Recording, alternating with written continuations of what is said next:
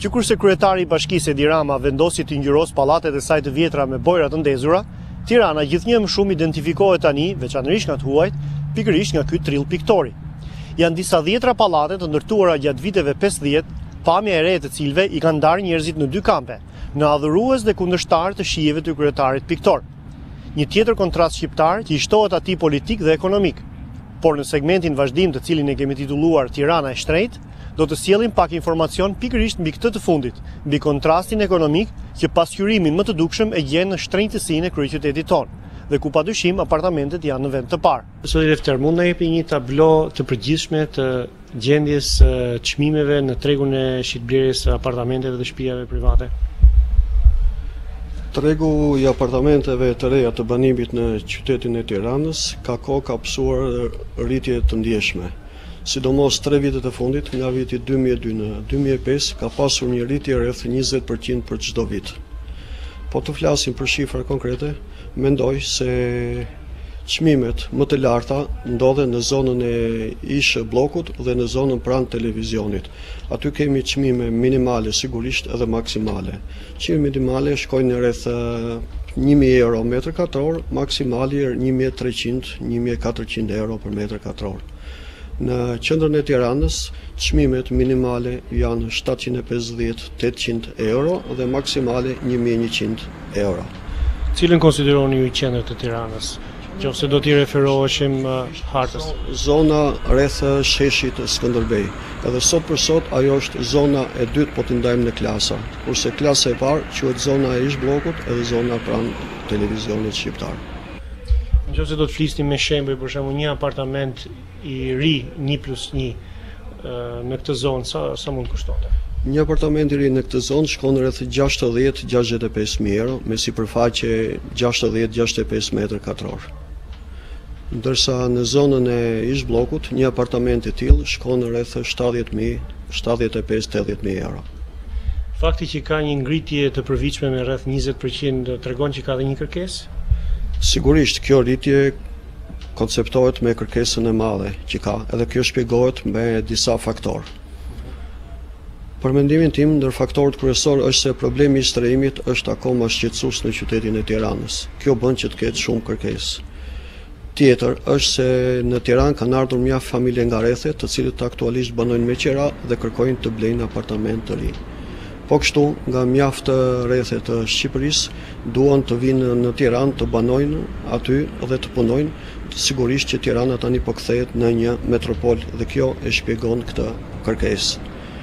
Një tjetër faktor është se bankat tani kanë filluar të japin kredi dhe ky është një faktor tjetër që e stimulon kërkesën.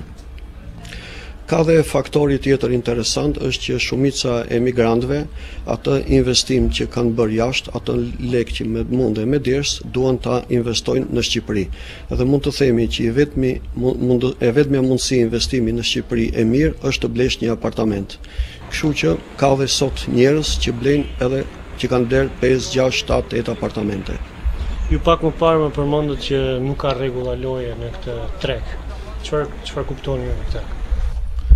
Rregullat e lojës ne i kuptojmë në këtë formë që nëse jashtë nënshkruhen kontrata midis agjencive imobiliare dhe klientëve ose midis agjencive real estate sigurisht edhe firmave ndërtuese, këtu punohet më shumë pa letra.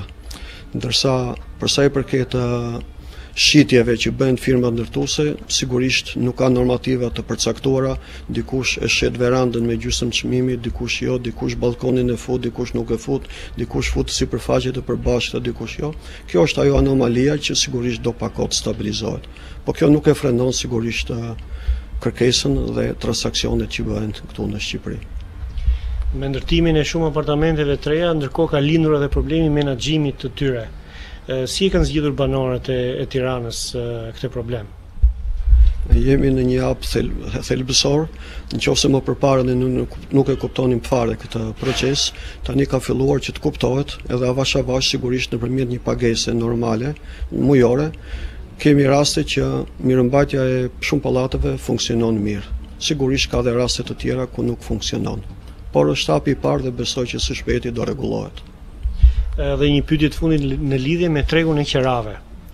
Ju thatë që kërkesa është e madhe për të blerë shtëpi, pra sepse ka dhe njerëz që jetojnë me qira. Cilët janë këto? Çfarë kategorie merr apartamente, shtëpia me qira? Këtu ka disa kategori. Në radh të parë ato që nuk kanë asnjë shtëpi dhe jetojnë me qira. Në radh të dytë ato që vinë nga rrethet. Në radh të tretë ka shumë student që vinë dhe studiojnë në Tiranë. Ka pastaj shumë familje që shpronësohen, edhe ndërtuesit detyrimisht detyrojnë të sistemojnë në qira derisa t'u japi pjesën e tyre të banimit që u takon.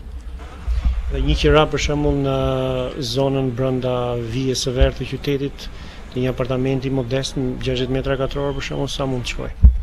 Një vlerë për këtë lloj apartamenti mund të jetë 250.000 lekë, 300 lekë, sigurisht imobiluar.